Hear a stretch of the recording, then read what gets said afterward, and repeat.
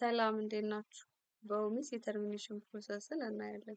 ተርሚኔሽን እንደሚታወቀው ሰራተኛው በራሱ ፍቃድ ሆኖ አሰሪው በፐርፎርማንስ ሊሆን ይችላል፣ በዲሲፕሊን ሊሆን ይችላል፣ ሌሎች በተለያዩ ምክንያቶች የቀን ማስጠንቀቂያ በተደጋጋሚ ከሰጠው በኋላ ማይሻሻል ከሆነ ተርሚኔት ሊያደርገው ይገደዳል።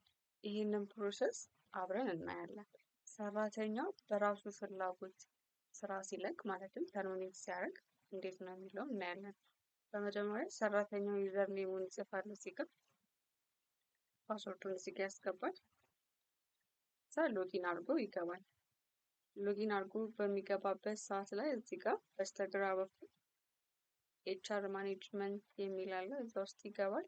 ከዛ ኤምፕሎይ ማኔጅመንት፣ ከዛ ተርሚኔሽን የሚለውን ሪኩዌስት ተርሚኔሽን ከስር ያለችው አይነት እዚህ ጋር የሰራተኛው ፕሮፋይል አለ። እዚህ ጋር የሚጠይቅበትን ቀን ነው የሚያስገባው። ከዛሬ ጀምሮ የሚጠይቅ ከሆነ ከዛሬ ጀምሮ ሪኩዌስት የሚጠየቅበት ቀን ማለት ነው። እዚህ ጋር ደግሞ ለዩቲሊቲው ስንት ቀን ይሰጣል ማለት በህግ መሰረት 1 ወር እና ከዛ በላይ መስጠት ስላለበት ከሐምሌ 9 እስከ ነሐሴ 9 ይሞላል። ይሄኛው ነው ደብዳቤው ላይ የሚቀመጥለት ማለት ነው። እዚህ ጋር ሪዝኑን ያስገባል፣ ይመርጣል። ከነዚህ ውስጥ ፐርሰናል ኬስ ከሆነ ፐርሰናል ኬስ።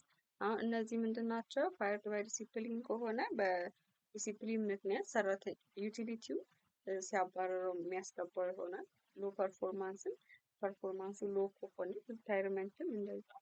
ሞቶም ከሆነ እንግዲህ ማስረጃ ካላቸው በዚህ ፕሮሰስ ነው የሚሄዱት ማለት ነው። አሁን ግን ራሱ ስለጠየቀ ሰራተኛው በራሱ ምክንያት ነው ማለት ነው። ፐርሰናል ኬዝ ይልና እዚህ ጋር ደብዳቤ የሚያስገባ ከሆነ ደብዳቤውን ስካን አድርጎ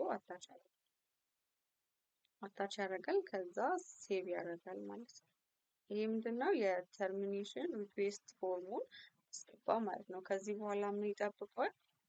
አሰሪው ይሄንን ሪኩዌስቱን አይቶ ደብዳቤውንም አንብቦ ይስማማበት ከሆነ አፕሮቭ ማስተካከል የሚችለው ከሆነ ዩቲሊቲ ለማስተካከል ይሞክራል እና እሱን ፕሮሰስ ካደለም